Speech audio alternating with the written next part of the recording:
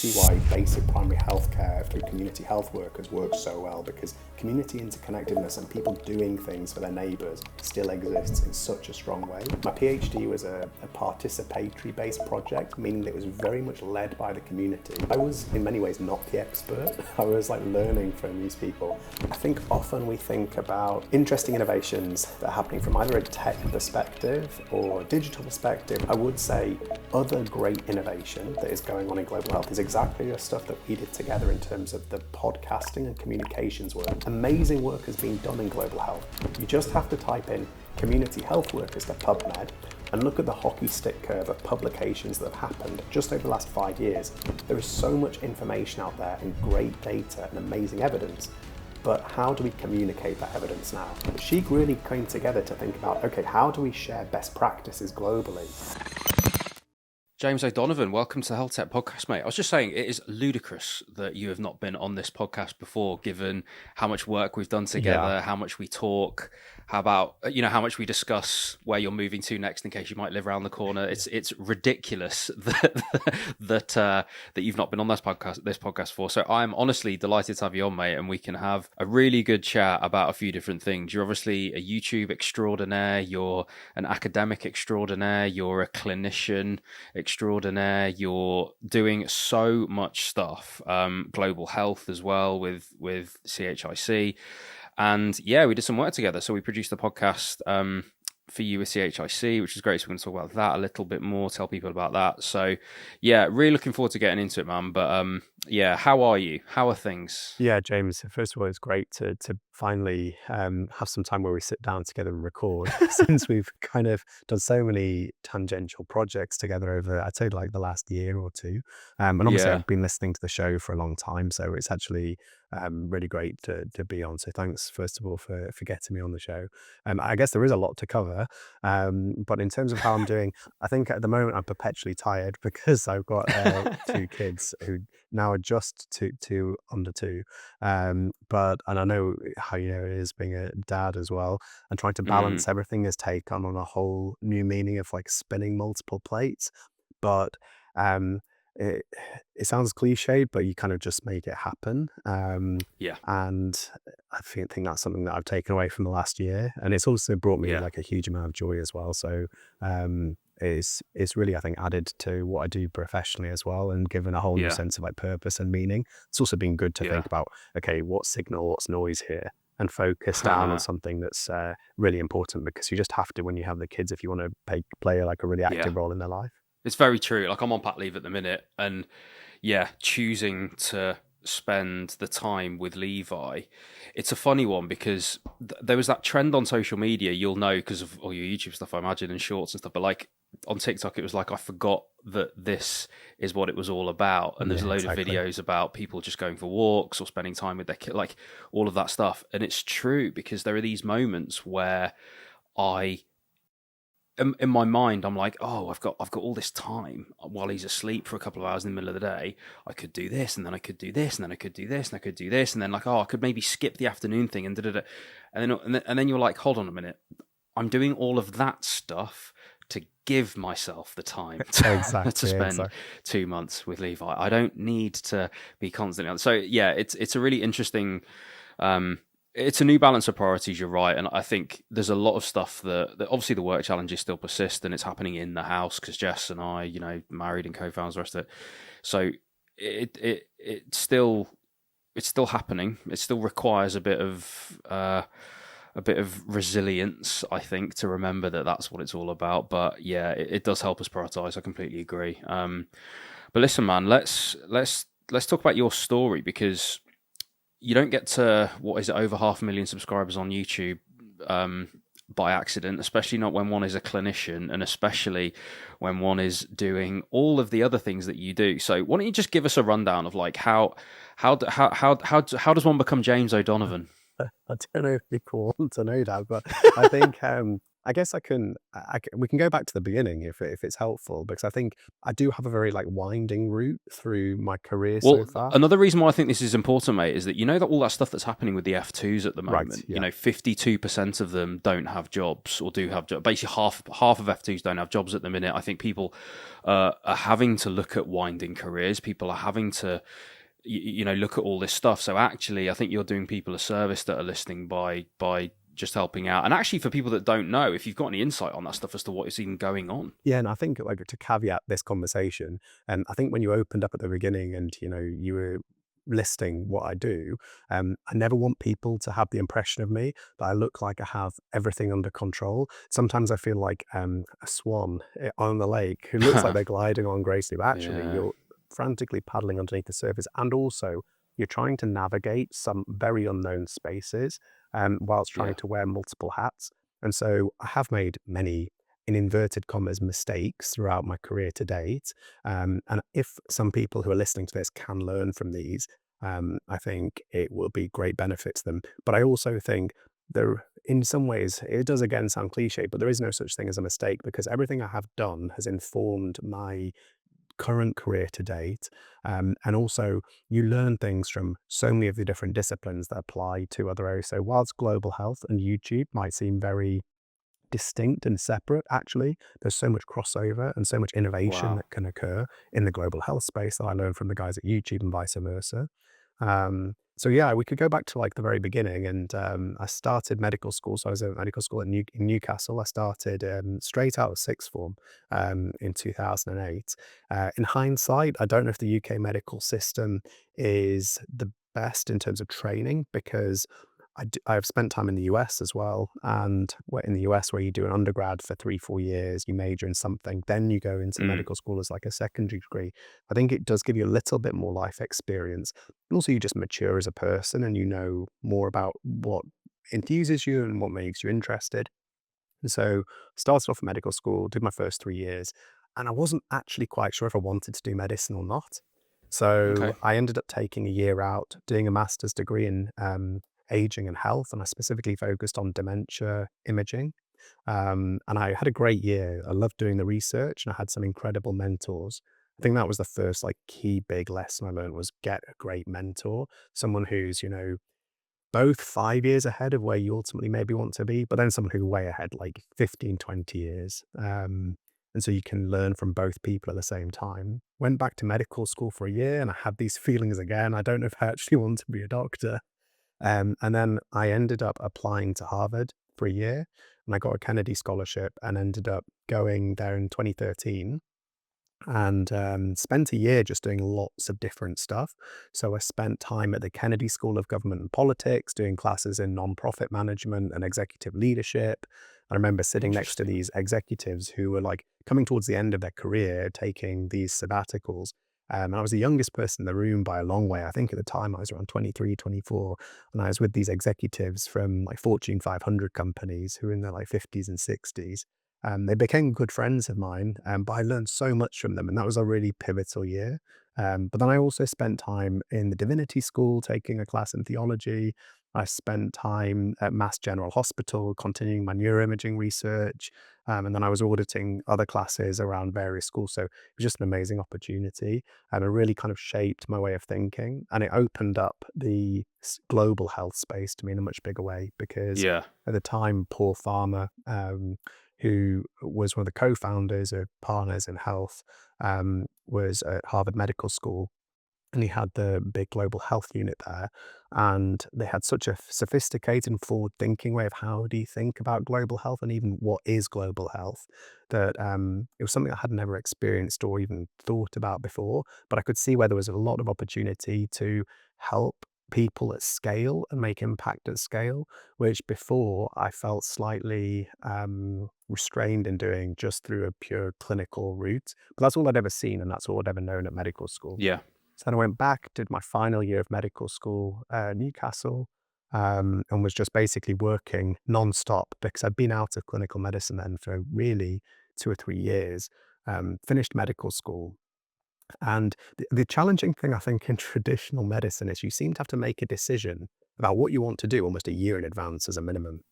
So least, yeah. I'd made the decision when I came back from Harvard to do an academic foundation program. I think it's changed slightly in terms of the naming, but I had to make that decision at the very beginning of my final year of medical school.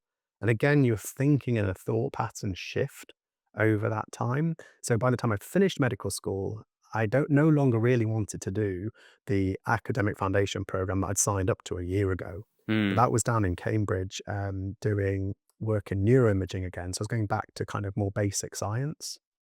And I went down to Cambridge, spent a year as an F1 and a year as an F2. But thankfully, I did pivot into the global health research, my academic foundation program project. It was a really difficult conversation to have because I'd gone down the premise that I was going to be doing old age psychiatry and doing very intense like lab work, doing Yeah. neuroscience, but I just knew my passions just were not there anymore. And so I had a Mm. very frank, open conversation with a professor who's still a very good friend and mentor of mine. And he was very understanding and let me go and do the global health work. Then on the back of that, I finished F2, went and did a global health PhD at Oxford. So again, it was across multiple disciplines. I was working with guys at the Department of Population Health Science, people in the Department of Education, which is where I was technically housed. And I had different supervisors who were either AI experts or education experts. And I had one who was an ENT surgeon, who again is a very good friend and mentor of mine still. But again, it was just kind of shaping this very interdisciplinary way of thinking and doing things. You don't do things by halves, do you? No, it was Harvard, Oxford. but I would say the one great thing about these institutions is you can see why they're so impressive, because the people who are there really just shape your way of thinking in such a Yeah. different way.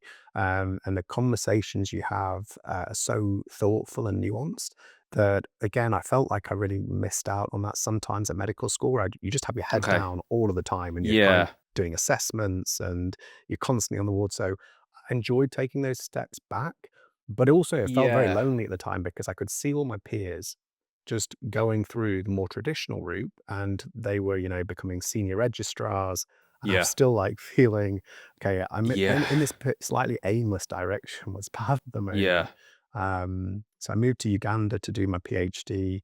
And I Oh spent my a lot of God. time with community health workers living in Makono district. Wow. It was a really, I'll be honest with you, it was a very difficult few years because it wasn't like an easy environment to live in. I wasn't living in Kampala or Entebbe or any of the major cities. I was living in Right. like very remote rural villages. And it was very tough. But I did get a really much better sense of what living in a resource poor environment was like, and really understanding the challenges of healthcare delivery that I Right. don't think I would have got by just kind of parachuting in for a week or two to collect data. Yes. When you say tough, James, just can you expand on that? Yeah, just sure. slightly. Like tough in what regard? The living conditions? What was it? What you were seeing? Was it the comparison to the world you grew up in that was challenging mentally? Like what was tough? Yeah, I think it was like tough in various layers. So I guess the first tough element was the living conditions. I mean, one thing I will say is the community was fantastic. And you can see why basic primary healthcare through community health workers works so well, because community interconnectedness and people doing things for their neighbors still exists in such a strong Right. way. But, very simple things like you would lose power for maybe 2 or 3 days, and we didn't have a generator. So there was no plugging in my computer to charge it to get at least access to my phone. And whilst the phone signal was quite good, if you didn't have a battery, so we had obviously solar chargers and solar batteries, but some days we were without power for, 3, 4 days. Wow. Then sometimes it did feel slightly dangerous. So, in the place I was staying, the first area I was staying, a guy got murdered on my doorstep Oh God. within my first 2 weeks of being there. And I had very little kind of like security of the compound, etc. And then I think I went through a little, because there were long periods at night where the sun goes down at 6 p.m. and it doesn't come up till 6 the next morning. And if the electricity's gone, you're kind of just sitting there with a head torch in your bedroom, like reading a book or something. But it does make you think about some of these like bigger questions in life. And I was thinking at the time, okay, what am I doing here? Am I actually helping people, or am I being a hindrance in some ways? Because Interesting. my PhD was a participatory based project, meaning that it was very much led by the community. So I was in many ways not the expert. I was like learning from these people. But at the time I was thinking about the whole like white savior complex stuff and the role of global north physicians in global health. And, was I actually helping here, and how could I do things that were like meaningful and sustainable and weren't just like a flash in the pot project that actually, was going to do maybe more hindrance than good. So I then finished the PhD and ended up going back to for my final year in Oxford, but it was when COVID hit. And so the plan of like, just writing up in 12 months, finishing and going back to clinical work kind of went out the window. So I ended up going back to do clinical work. So I was in A&E up in Leeds, where my parents are based. And what started off as, a couple of weeks on the ward turned up into like 6 months of just doing shifts in A&E. The plan to write the PhD went totally out the window. And then, I didn't get round to finishing it until maybe another year later. And then finished it, moved back to Newcastle to do GP training. Just before you, what was the conclusion of the PhD? The PhD, essentially, we set up a ear and hearing care screening service in a very remote and rural part of Uganda that worked by leveraging and working with community health workers. So these are lay people who are embedded within the communities. Typically, they might be respected people within that community. They could be teachers, they could be shopkeepers, they could have any demographic really. And we had a sense that based on the literature and also small pilot projects, you could train these people to identify ear disease such as cholesteatoma or chronic suppurative otitis media, which could lead, obviously, if untreated, to long-term consequences, either in terms of hearing impairments, hearing loss, or even in the case of like a severe cholesteatoma death. And that they could appropriately identify and treat, importantly, people in the local community using very basic resources, and then also identify those really severe cases that need to then be seen up in a tertiary centre, such as the major cities like Kampala.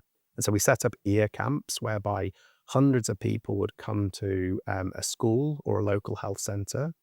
They'd be screened by the community health workers. And then we also got some ENT surgeons, of which at the time there were only 16 in the whole of Uganda. We got 2 of them to come to the village and see those cases that needed the extra specialist treatment.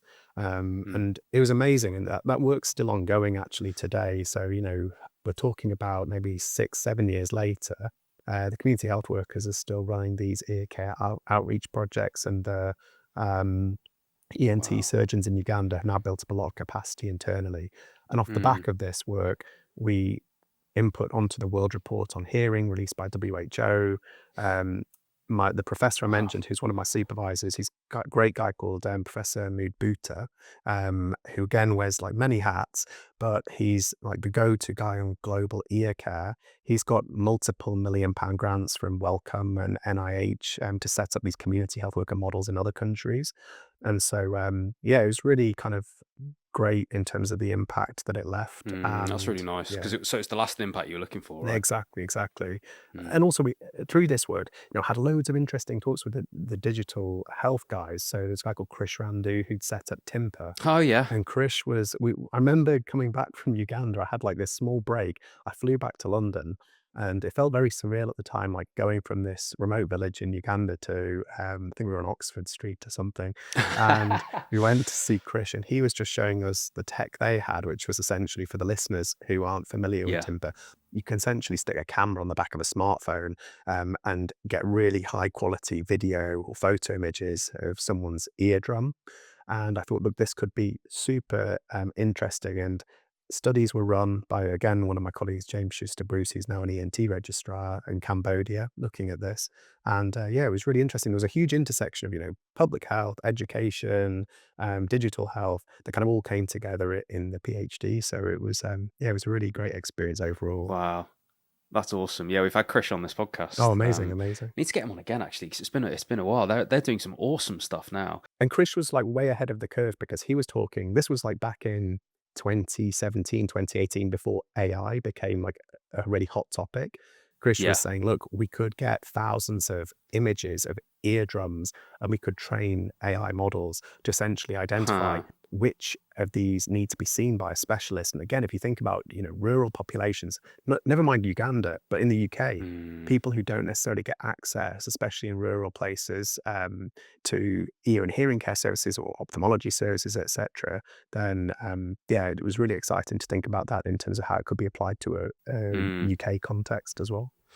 It's so true. It's so true. And I think it's interesting as well with when you're talking about global health. I remember writing a LinkedIn post about this when I was talking about the podcast that we did, but we can get so caught up in the lens that we have about what innovation actually is, and we can get so tech focused and so, I guess, not misunderstanding of what innovation is, but at least we forget that there's a side to healthcare innovation that's very, very different to how we think about it in the West. And actually what innovation looks like in rural Uganda is very different to what innovation needs to look like in the West.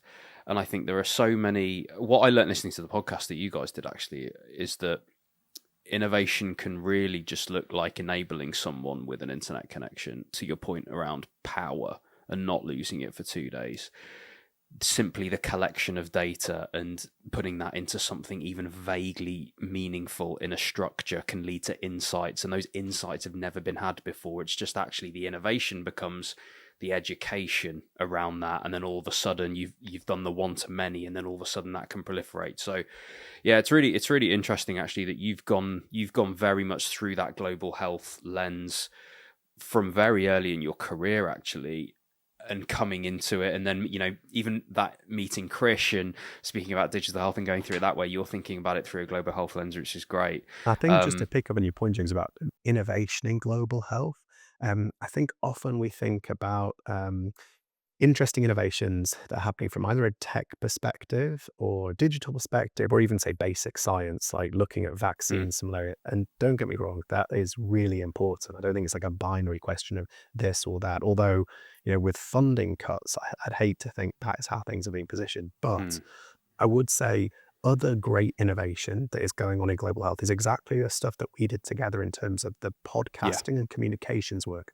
Amazing work has been done in global health. You just have to type in community health workers to PubMed and look at the hockey stick curve of publications that have happened just over the last 5 years.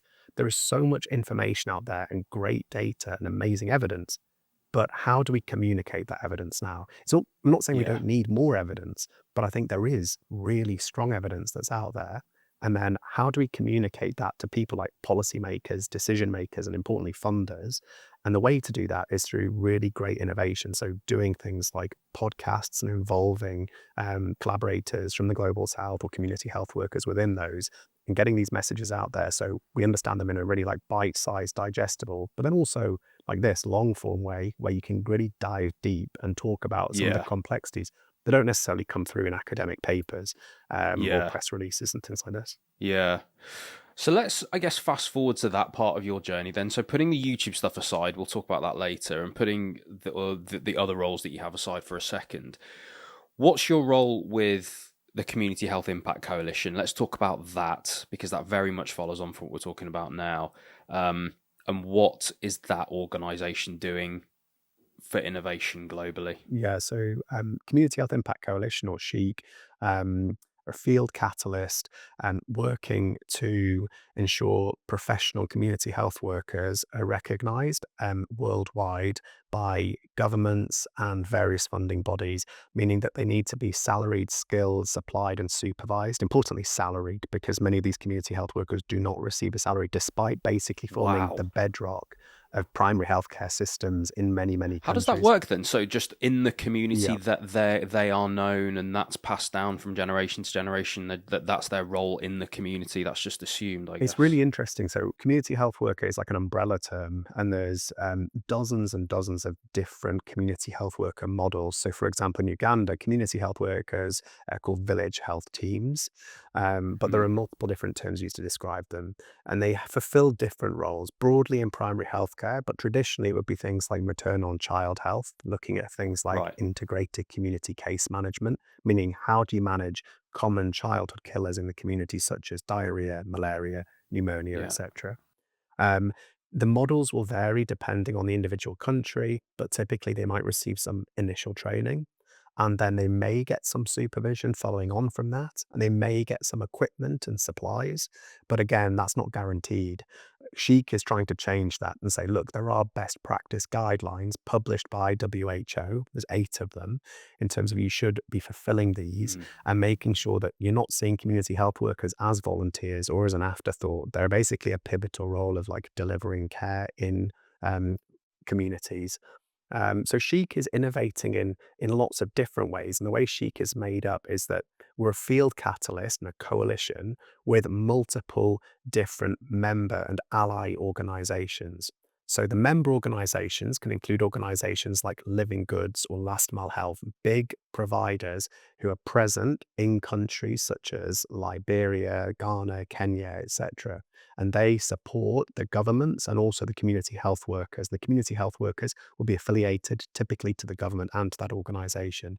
But CHIC really came together to think about, okay, how do we share best practices globally? So if something amazing is going on in Malawi, for example, how could we learn from those best practices and bring that into other countries as well? And also, we believe in like collective action. So, how do we leverage collective voice and amazing things that are being done to drive these big, ambitious policy changes? So, we've got 3 main arms to the organization. We have the research arm, which I head up, and we really try to generate and drive either primary care research or pull together existing research in things like meta-analyses or systematic reviews and give that evidence to policymakers or important funders. Now, the second arm is the policy arm. So again, trying to enact policy change. And then the third is the activate arm. So leveraging in-country networks of community health workers to elevate their voices. So importantly, things like we shouldn't be having conversations about community health workers without them at the table. And that's why Dixon, one of my community health worker colleagues, was a co-host on the podcast that we ran. And again, talking about innovation, to my knowledge, that's the first time a community health worker has co-hosted or hosted a podcast, That's amazing. which is, again, really important because so many of his colleagues then would listen to that and think, okay, Dixon has done this, and they can probably relate much better to Dixon than they can to me. Of course. And so that sort of triad or triptych is really important to actually shifting changes. It's not good enough to have just great research. It can't just sit in a journal. It needs to Correct. get into the hands of the policymakers and the decision makers. But then equally, to have this sustained grassroots level movement, you need the people who you're trying to affect change for to be part of that and have ownership of it. And that's where the community health workers are so pivotal. And so ultimately, I guess the goal is to have national or international unions of community health workers. I mean, you've got international unions of midwives, nurses. Like we always say, why not community health workers? Absolutely. So the work is being spearheaded by an amazing team. We have fantastic colleagues. Dr. Madeline Ballard is CEO, and she She's and incredible. her team have been recognized with the Rue Prize, which is a really prestigious award from IHME, University of Washington, and then also the Skoll Prize for Social Innovation. So for any listeners who are interested in innovative, forward-thinking models in either community care or global health, which equally can apply across sectors, I would say, have a look at the CHIC website. The website is Join CHIC. And you'd be very welcome to either join as allies or if you are working in this space as members. So, It's funny, as you're talking, the innovation being communication and all that sort of stuff, it's like you can feel the Venn diagram, the YouTube circle. I can feel it encroaching, that we can easily bring that in and talk about how disseminating those messages through YouTube is obviously an innovation. But before we do, so community health workers, you've clearly identified their value in healthcare in these settings. Now, the podcast that we produced with you guys was about data. So what's the situation currently why is data important, and what is essentially the health tech innovation here with data, and how is that, why should everyone know and why should everyone care about that? We can kind of unpick all those parts of the questions. I guess to set the scene for listeners who aren't familiar with this, we ran a podcast series which your team helped us pull together and record and film. And we looked at the role of data in community health worker programs. We had 5 key parts to the episode: setting the scene, looking at participatory co-design and involvement. Third was about data and digital, and it was about data quality. And then we applied all of those things through the lens of antimicrobial resistance and partnered up with the Fleming Initiative to really showcase how data and at primary care level with community health workers is having an impact through the lens of antimicrobial resistance, which is obviously a major international problem. And so I think one of the things that we have to think about, the current problem, is that data and data systems are very fragmented, and we don't always necessarily A, capture the data, and B, when it is captured, we're not maybe leveraging it in the best ways possible to gain new insights. And when you say that, James, just paint the picture of like a very realistic version of this, like a community health worker on the ground. What are they actually doing? Like, what does that lack of data capture in inverted commas actually look like? I'd say at the most very basic level, if we were to look at maybe the worst case scenario, it would be a community health worker still using pen and paper to go house to house and record data about who is in the household and what kind of illnesses people are suffering from within that household. Then they might go back to a health centre and upload it, maybe to a database, but we're still not sure. It could just be filed away in filing cabinets. And obviously that comes with whole sorts of problems. Data accuracy, who's recording the data? Are people just not at the household at the time? And things like, if it's raining, is the paper going to get destroyed? And then you're not going to be able to file it. And then does it just sit in the cabinet and doesn't get used? Things have become more sophisticated over time. And there are examples of best practice now where community health workers have mobile phones with digital tools. And there's people who are doing amazing work in this space on this. So groups like Dimagi and Medic, who are members at CHIC, but they will go and collect data on the mobile phones. That will go to a central electronic health system. And then there'll be people who will analyze that and try identify important trends. So community health workers, are pivotal to this because they're the ones going house to house, collecting the data. And so the whole episode on data quality is really insightful and important. And I guess, again, to peel back, I don't want to go down into too much of like the granular detail, but when we think about data, I think most people might assume it's about community health workers going house to house, collecting data on things like TB, malaria, etc. But actually, there's that more macro picture as data about the community health workers themselves, like who are this workforce? And that's like very, very important to know for things like health systems planning, funding, knowing where the gaps are in the workforce. And again, that kind of translates over into the NHS. I mean, we're having conversations about the 10-year NHS plan and shortages of doctors who are potentially leaving the system, and how do we plug those gaps? Of course. And so I think you can't make decisions about a health system without knowing about your health workforce. And that all comes down to having good quality data that you can trust, rely on, and utilize and leverage in dynamic ways. Well, it's funny as well as you're talking, I'm thinking of like the scale of this as well. Yeah. Because the fragmentation is one thing, but it's so fragmented amongst so many. I mean, how many community health workers are there? It's a great question, globally? And that's what we still need to work towards, like a database of community health workers. Like, who is a community health worker? Where are they located?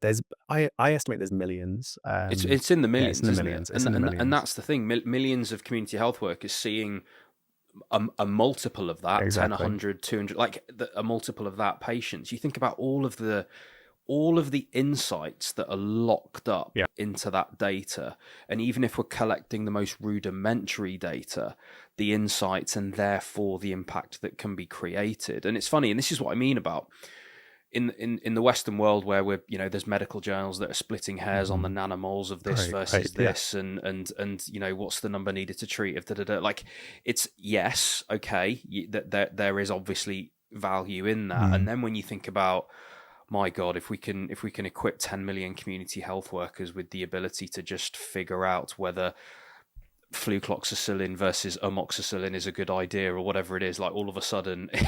And the ripple Yeah. effect is massive. Like you don't even have to train 10 million community health workers. My argument would be you could train one community health worker who will reach like 200 households, and the ripple effect from that is huge. Plus, the community embeddedness means that when you train one community health worker, they will train other community health workers. They're not isolationists. They don't work in silos.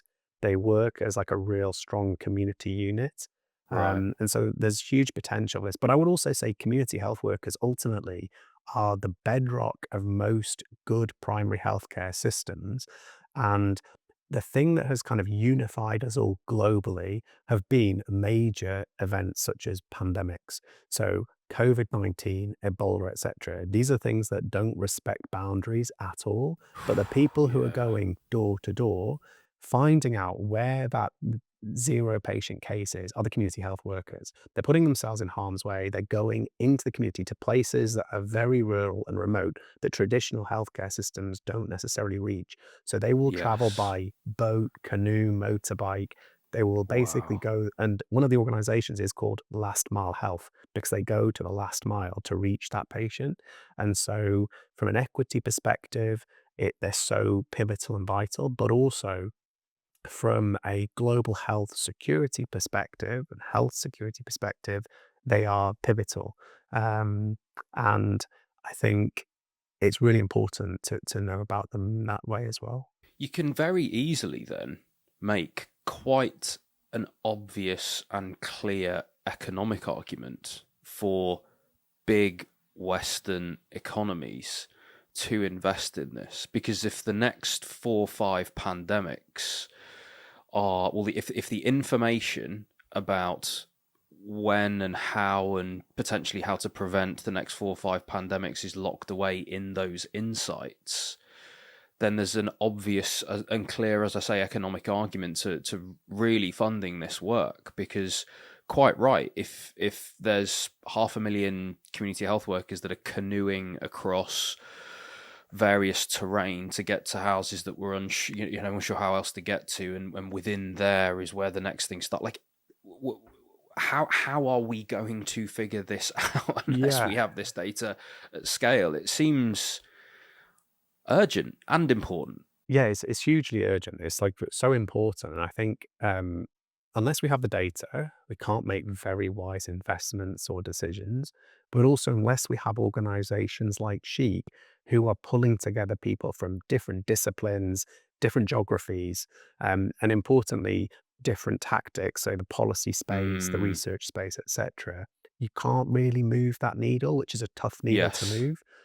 But in terms of your point to cost effectiveness, we have thought about that as a coalition, and we just finished Yeah. a suite of 5 papers looking at the cost and cost effectiveness of community health workers across Wow. various Okay. disease verticals. So things like HIV, TB, malaria, NCDs, non-communicable diseases, and NTDs, neglected tropical diseases, and maternal and child health, and then what we call vertical or horizontal programs. So meaning not just those siloed approaches, which some community health workers may just focus on, say, just maternal and child health, but those who look at everything. And the emerging evidence from all of the papers that have been published over the past 10 years is that community health workers are highly cost effective. And importantly, when we looked at the HIV, TB, and malaria paper, so the infectious diseases, which again, HIV Yeah. doesn't respect geographic boundaries, we found that they were cost effective when compared to alternative service delivery models, most commonly facility-based care, meaning that they are more cost effective than delivering care in health centres. So Yes. you're getting better outcomes, most likely in terms of health outcomes, but cost outcomes, especially to the payer, like the governments or the Yeah. funders who are funding this work, they're a really great model. One of the things that was actually very impressive when we were recording was the number of, and I would say quality of, organizations that are involved in this stuff. Like, it comes to, Tracy comes to mind from the Gates Foundation and things like that. So clearly there is a lot of attention on this, and a lot of organizations are wanting to be part. So you mentioned it there, you mentioned CHIC as essentially bringing those organizations together. Is that your role in this then? Exactly. And I think it's something that before Chic existed, people might have thought it wasn't possible because when you're working in any space, there can be a sense of resistance to change, but also competition and not wanting to collaborate. And maybe because of limited funding pots or mandates or just this sort of Mm, protectionist view. But mm, actually, ultimately, we're all kind of working towards the same goal. And what we've been able to achieve, even in the last sort of 2 or 3 years, has been so much more than we would have if we were working alone on this problem. yeah. And there has been benefits across organizations because you share learnings. And I host a monthly research call where I have dozens and dozens of researchers or heads of monitoring, learning, and evaluation who are on the call, and we work on both collaborative projects, but also there's opportunities for those organizations to share their research and their best practice and learnings. And it's that kind of rapid iteration and sharing, Mm, practical sharing of lessons mm, that I think can move this mm. needle forward. But yeah, it's interesting. I think people are working in this space. Like, Tracy McNeil is at Gates Foundation, but she was previously at Babylon. And I Yeah, yeah. think there's so much that hopefully the listeners can be taking away from this. And this could be applied to various different fields, such as digital health, for example, but even pharmaceutical medicine, etc. Yeah, 100%. Yeah, when I recorded with Ali, he name checked her specifically, um, which just goes to show the caliber of the type of people that are involved in this stuff. The last episode that you guys recorded was on Yeah, antimicrobial resistance. Can you join the dots as to, again, like, not that we have to really show the importance of this because it's obvious and clear, but this does have, I mean, it's not dramatic to say existential, because it is. Antimicrobial resistance is existential for humans. It is coming. It is something that we're constantly having to innovate against, and again, coming back to innovation, yeah, rather than tech necessarily, but innovation. yeah. It kind of draws all of this together, right? Mhm. So join the dots for me for community health workers and antimicrobial resistance. Yeah, sure. So antimicrobial resistance is basically a major crisis, and it's a major crisis that's playing out like right in front of our eyes as we speak. Mm. But it maybe doesn't get the attention it deserves or needs because it's a slow burner. People don't necessarily see it. It's not like a house is burning right in front of you, even though it kind of is. It's the reason nobody buys insurance, by the way. It's the Exactly. same psychological Exactly, glitch that exactly. we have. But to kind of put it into numbers, by 2050, antimicrobial resistance will play a role in just over about 8 million deaths, which is an What? increase in 70 by about 75% from the deaths in 2021. So 8 million people by 2050 will die from antimicrobial resistance, and we're kind of like we are running out of time. And so You know, it's funny, James, actually, just to interrupt, sorry. It's funny when saying those stats, um, when in the next room I've got a 7 month yeah, old it's hits very terrifying. hard. Yeah, it's That terrifying. hits very, very hard, Yeah. actually. And so when Because I yeah, can, only a few months ago, I can listen to those stats and be like, oh, okay, something yeah, needs to be done. That actually feels viscerally quite yeah. different to me now that you've just, yeah, It's really terrifying. And so when you do go to the huh, GP and the GP is saying, no, I'm not going to give you antibiotics for probably what is a yeah, viral upper respiratory tract infection, there is a reason for that. But it is terrifying when you think of the next generation. I mean, even our generation, though, like all being well, if, our health holds out, we'll still be alive in the year 2050. And if we're in hospital, a very basic infection, so you have, cellulitis, it won't respond, or a urinary tract infection. And so, yeah, it's terrifying. And that's why you need a whole house approach to tackling this. A little bit like how CHIC have pulled together various members and allies and partners to tackle this big problem of fair pay for community health workers. The Fleming Initiative have brought together multiple different actors to tackle this big problem of antimicrobial resistance. And we felt there were a lot of synergies between the two organizations, which is why we wanted to partner on this podcast work. But to answer your question about why data is so important, especially through the lens of community health workers, again, community health workers are going door to door. Sometimes they're giving antibiotics out to these households. You need to make sure people are completing courses of antibiotics. If someone yeah. stops the antibiotics early because they start to feel well, then that's a breeding ground for antimicrobial resistance in these remote rural communities. again, think that the first case of Ebola started in a very rural community in West Africa. And Wow. so you need to make sure we're doing stuff at the community level that's informed by the community health workers. They have the training. They also have the authority to try and encourage behavior change at a community level. And so That's interesting. that's the other That's really interesting interesting. point. And I think that's the other key thing. Like, we can have all the best science and we can have all these amazing innovations, but ultimately we need to understand behavior change. And so Fleming Initiative are working with behavioral scientists, and they're working with people who used to work in the nudge unit to think about, okay, people probably know that they need to finish a full course of antibiotics, or people don't necessarily need antibiotics. But how do you change that behavior change? So when someone goes into the GP, they're not going to be pressuring the GP to ask for antibiotics, for example. This is so interesting, James. This is so interesting because this is sort of my thesis, and this is an incomplete thought that I'll try and explain as I'm thinking about it. But this is my thesis around, and I've got a cold at the minute, so I'm a little bit brain foggy. But AI freeing us up to be more human, and also us being behind in researching the value of humans in healthcare.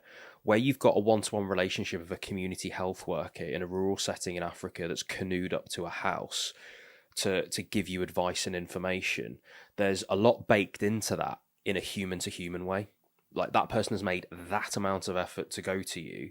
So you, like, there must be, it's not researched, I don't know, but there must be some level of accountability that you take individually, more so because that person has made that effort, because there's a real human to human relationship there.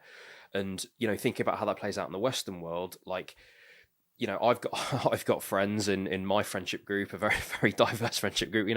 Like, we've all got some aunties in our friendship group where you do what they say. Like, if one of those aunties has said you do something, you absolutely will do it. If they're telling you to go inside, you're going inside. Yeah, it's true. So, are you finishing your dinner? You finish your dinner. So, but like, again, there's something baked into that I want technology to free us up to be more human, and I think there's actually so many insights that are locked up in there that I think is fascinating. And I agree. And I think if community health workers have that inherent respect in their communities, and so they're much more likely to command the respect, and people are much more likely to listen to them. And again, it would free up their time if they didn't have to sit down and maybe analyze some of the data, but they were given the insights as to, okay, you need to go to this region or this place because there looks like there could be an outbreak here. It would just make their work so much more efficient and effective. So yeah, I don't think, I guess there's a concern that with some jobs, AI could technically replace it. But this space, I think it's more about enhancing and freeing up that time for those relational interactions and forming those like really strong bonds that ultimately can deliver behavior change. Changing tack slightly then, one thing that we talked about, I talked about that Venn diagram, that the YouTube circle has been encroaching on this conversation for quite some time. And there's a big space in the middle that obviously part of what we're doing today even, and this will turn up on YouTube, is education. And we're trying to educate more people on this. We're trying to make people more aware, that awareness hopefully brings in more funding, more people that want to work in this industry, and therefore impact, etc. You've obviously done this not only in the global health setting, but you've personally built a YouTube channel as well. And that's no mean feat. And you're one of the most followed clinicians, at least, in the country, in the world, potentially. And you've done that educating people globally at large about loads of different topics. So it seems like education is something that is deep within you. It's a purpose deep within you. You've been part of the academic system throughout your career and still are. It's clearly something that you enjoy and that you like doing. I'm interested because we've seen the rise of YouTube. We've had Karan Rajan on this podcast, and I've done an event with him and all that sort of stuff. Again, myth busting and building a YouTube following, and this notion of YouTube being a public health service, being arguably the modern clinician, the modern orator. We're no longer on our soapbox in the town square, but this is the digital version, and Public Health England going down, this is somewhat replacing it. But we have bad actors, we have a lot of different things, like the YouTube health shelf is trying to combat it. So there's a lot baked into this question / comment. But talk to me about your YouTube channel, why you've done it, and I guess what do you see? Where is YouTube and YouTubers and clinicians talking? Where is that in medicine? Does that fit neatly into public health? It's a great question. I think we could have another conversation just going down the whole YouTube route. I think we should, by the way. Yeah, I think there's so many fascinating insights. And yeah, education is so important to me. Just because I think you need to have that kind of pivotal understanding of certain spaces in order to have informed discussions. And so it's an ongoing joke between me and my wife that she said, please do no more degrees. Because I've done like the medical degree, the PhD, which was technically in education, and I just finished an MBA in healthcare. But I would argue that each of those has taught me, like, is having a language as a skill. And so if you were in a boardroom, you understand what is meant by like profit and loss sheets, you understand what is meant by VCs, etc. And equally, when you're in a room full of researchers, you understand what's meant by a p-value. And you can talk about basic statistical tests. So I would never claim to be a total expert in any one of these areas, but I feel more conversant and able to have these discussions with people. I think in terms of education in the YouTube sense, I started it off very much as like a channel to help support medical students when I was at medical school. So you would read in textbooks about signs, so like Rosling's sign, etc., or Murphy's sign, and it would be a text-based description. But I thought, okay, pancreatitis, is that Murphy's sign? Exactly. Yeah. But I was thinking, like, what the belly button one? Yeah, well, I was Gray thinking, Turner's is the Gray Turner's with the bruising, Wow. etc., Cullen's sign. Where I pulled that So from. we did all of these videos, and it helped to bring to life like very dull stuff in textbooks.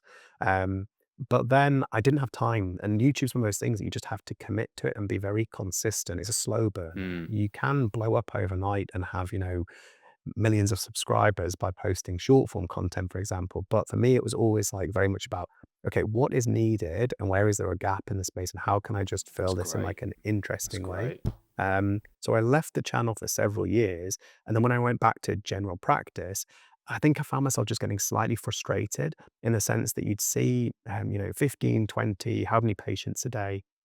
And you would often answer the same questions, but you also felt rushed in terms of you'd have to safety net because GP is inherently risky. You like don't have access to a CT scan around the corner like you might in A&E. And so you'd have to safety net heavily, but in a short time limited appointment, you just couldn't do that very well. And also, patients will only take in maybe 10% of the conversation. They'll listen to, is there a major problem, yes or no? But then when you start to say, you should visit this website, you should check out this patient information leaflet, often they won't remember that. And I know that myself because I've been a patient. I don't remember what's happened during a conversation that's lasted for 15 minutes, obviously because I'm probably anxious going into the consultation as well. So for me, YouTube felt like a great way to reach more people with common questions that were coming in every single day to the clinic, but also do a good job of it because I wasn't rushed giving them sort of piecemeal information and missing bits. I could really thoroughly research topics in depth. And then I could put together a really structured, sort of calm way of delivering things, but then also add in supplementary resources to the description box. And also you could do this in different languages. You could add in non-English patient information leaflets, etc. So from an equity perspective, I also felt it was really important. And so it just kind of grew organically from that. And more people would start to watch these videos. And I was making videos on really diverse topics. So the conventional wisdom is pick a niche and just really own that niche. So just do, for example, women's health or just do dermatology. And I do see huge value in that. And I know if you wanted to just grow a very traditional YouTube channel in another space, that would be a way to do things. But for me, it was always about what do I see in clinic? What did I find interesting today? And how can I make a video on that, trying to articulate that to more people? And just over time, it's grown organically through search function or people finding it through suggested videos. And so where is YouTube going? Well, when I started taking this more seriously, like 3 or 4 years ago, it still was a very nascent and underexplored space. And you felt like you were pioneering the space in some ways, which in some ways can feel exciting. But in the space of healthcare, that can also be daunting because if you're a relatively junior clinician and you're trying to do something slightly innovative or different, you can be met with some resistance, be it from Yes, you colleagues, can. but also yourself. You might have imposter syndrome, or you might think, Yeah. I need to make sure this information I'm putting out into the public domain is 100% accurate. And as a clinician, there's always someone more senior that knows a little bit more than you, or Exactly. someone that's more well researched, or Exactly. more quoted in publications, or like there's, yeah. And also there's the danger of people misinterpreting what you say. And so, for example, if you were to talk about potential signs and symptoms of bowel cancer, and you mention you could have bleeding from the back passage as one potential sign, sure, you can. But also that can happen in more common benign conditions like hemorrhoids, for example. And so you always are balancing this act of trying to communicate concerning signs effectively, but not then sending everyone into a mass state of panic. And then thinking about, does everyone then land up in the GP surgery and you've just overwhelmed an already stretched healthcare system? So you're trying to do something good, but you're also trying to make sure that's balanced and thoughtful. And it's why you just can't rush the content creation process from a healthcare perspective. And so when I was doing this about 4 years ago, I was one of the only clinicians who was trying to put out patient-facing educational material. And I think that's a really important point to make, because most of my other colleagues were kind of doing the more what I describe as influencer style stuff. So talking about day in the life or talking about what they do. And I think that's great from like a creative perspective, but I was trying to do something slightly more different as in public health education. And so I was fortuitously was actually listening to a podcast. It was Musty's podcast actually, and he had Susan Thomas on. And I remember distinctly the day it was April, and I was driving down to a placement in palliative care in Sunderland, and I was listening to this podcast, and Susan was just talking about her career, how she'd spent time at KPMG. So she's obviously a old age consultant before, and went to do an MBA, went to KPMG, and then started to work for Google Health. And she said, I really want to hear from people who are interested in YouTube, making patient education content, and also, she said, importantly, global health. And I remember just thinking, wow, I need to get in touch with her. I thought she might not reply, you know, she's such a high flyer, and she probably won't reply to me if I just send a cold outreach. Head of Google Health in the UK, people don't know. So I ended up getting to the placement, and I had about 3 minutes left of the podcast. And normally I would just pause and just go into the placement, but I was like, I have to finish this, it's so good. And the whole day I was thinking, oh, look, I really should try reach out to her. So I got home that evening, sent her a message on Twitter at the time. And she replied within 10 minutes and said, yeah, we need to connect. Like, let me know if you want to grab a coffee. And so I remember going down in June. I had a day off work, and I went down to London and went to Google offices, met with Susan. We spoke about the whole YouTube stuff. And at the time I was concerned about, you know, authoritative content. How do you elevate authoritative content on the platform? And how do you make sure those people who are actually practicing licensed physicians could adhere to some sort of best practice? So if you think about clinical work, you've got NICE guidelines, or you've got Royal College guidelines. But in the global health, in the digital health space on YouTube, you don't have those guidelines. And I always thought that's really odd, because ultimately YouTube is the ultimate public health communication platform. You're reaching millions of people, and the potential globally, but also the potential for harm could be significant based on that, just in terms of pure numbers. And so the fact there were no guidelines in terms of how do you create good content that is safe was really concerning to me, to be honest. So that kind of set me off on this path of working with Susan and her team, and Vishal Virani at YouTube Health, to work with Academy of Medical Royal Colleges to develop this guideline in terms of how to best produce educational content by healthcare professionals on social media. And so the first version of that guideline was released in May 2023, and that went on to help inform what is called the health shelf. So on YouTube now, when you type in pancreatitis, for example, you'll see a little bar at the top that says from trusted health sources. And that can either be institutions like the NHS, or it can be individual licensed clinicians who sign up to this best practice agreement. and say, look, I'll adhere to these best practice guidelines. You submit your GMC number, and so you have to make sure you're doing things right, otherwise you'll get hauled up in front of the GMC. And I think that's been a big step in kind of making sure that the space is a bit more regulated, and also there's best practices that are being shared. And I'll say Vishal is doing an incredible job at YouTube Health. He's really like talking about complex, big problems and bringing together multiple people. That's exactly what Vishal's done. He's brought together dozens and dozens of clinician creators now from all different disciplines, but also importantly, public health bodies, Department of Health and Social Care, medical charities. And we have meetings where we'll go and we'll all be in one room sharing best practices, lessons learned. And so I think the space has moved rapidly. In terms of where it's going, that was the thesis for my MBA final year project. And specifically, I was looking at how do clinician creators who are now having these sizable platforms. I mean, you talked about Curran. Curran's got millions and millions of followers, probably millions of views per day on his videos. How do you position, or how are they positioning themselves as business owners, which I think is really important to consider, because ultimately, positioning yourself as a business owner will help you to scale.